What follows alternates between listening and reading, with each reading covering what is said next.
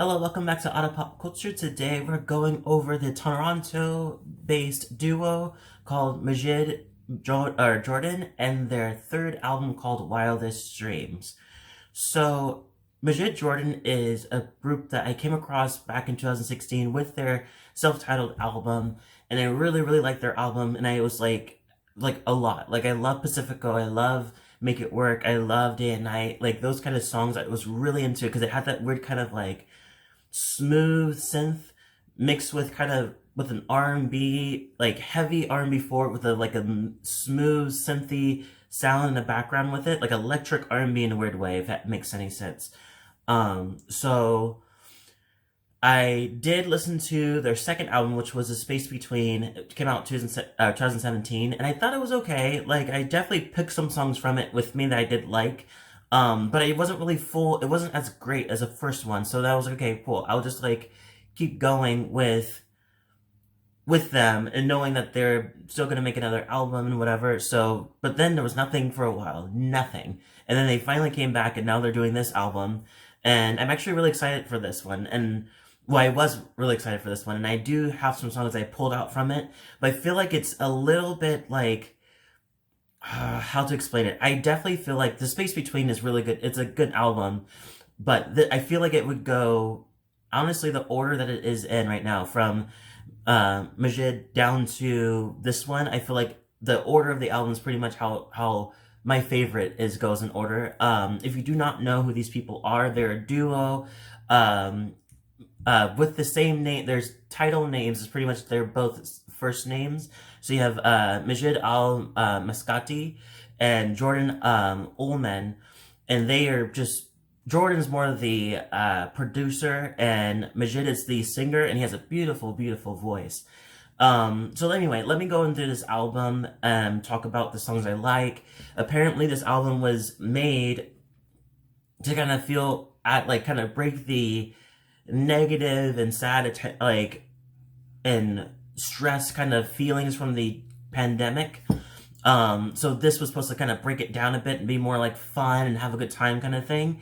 And it definitely does that in pieces of it, but I definitely feel like I feel like there's some songs that kind of go on for a while and just like, okay, that's kind of, I mean, okay, but it's also like it starts out nice and I get the idea, but then it turns into something else, or it keeps on going in that same space. It doesn't like add more to it or anything.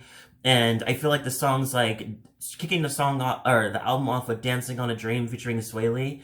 I feel like that song is good, but I feel like it doesn't, I feel like it just goes on for a while and the lyrics are kind of boring in a way, like it doesn't really say too much.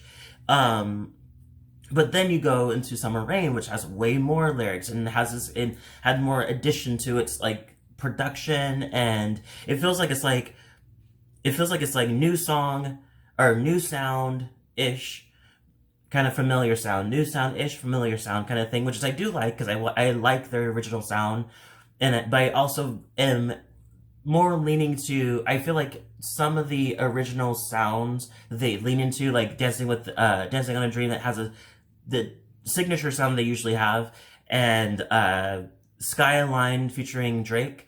I feel like those songs kind of just, I get the idea, but it just stays that way. Whereas Summer Rain kind of has a nice little 80s synth sound to it. It's really nice. It still keeps with their signature sound, but I like it. And then Waves of Blue is very, very their original sound, but for some reason it hits harder. It hits better with better than Dancing on a Dream and Stars Align. I do want to say that Drake's vocals in Stars Align is really nice. And yeah, and then let's see, what else do I like? I like Forget About the Party. I really like that one. I think that was really nice. I love the fact that it had nothing but kind of acoustic guitar, maybe like kind of muffled acoustic. I just love it. I think it sounds so nice. It's so straight to the point. It sounds so, I love the lyrics. I think that's really nice. Been Through That. I love Been Through That. It might be one of my favorite, it's the favorite on this album, with the second coming with Waves of Blue. This one is so nice. I love the whole like slide with it, now work. Like I love that part. I love it. Just if it's from a song that's pretty much kind of talking about something kind of sad, like, oh, you want to be with this person but they don't, kind of thing. But he like can relate with that, with being hurt before to a point where you don't really trust who you're gonna be with. And he's kind of pointing out, like, oh yeah, I've been through that. I know that. I know what that's like. Um, and I love it. Kind of ends with Slide with it, and it starts with Slide with it, and it ends with Slide with it, kind of making a nice little sandwich of a song. Um, Unconditional, love Unconditional. I really love Unconditional. The lyrics are really nice. Sway featuring Diddy is just complete, just, it feels like just butter coming over something, that just melting over something. It just sounds so nice. Diddy doesn't kind of say too much. He kind of, yeah, let's go, kind of thing throughout the whole time, which is, I mean, it works. But yeah, I do like the oohs in the background. I feel like that adds so nice, and I love the fact that some of the parts of the lyrics kind of seeps into the oohs. Like, he'll ooh after a lyric, but that lyric seeps into the background of the oohs, which is really nice. And then the last song, Sweet, which I do like that one. I think it's cute. I didn't really start it.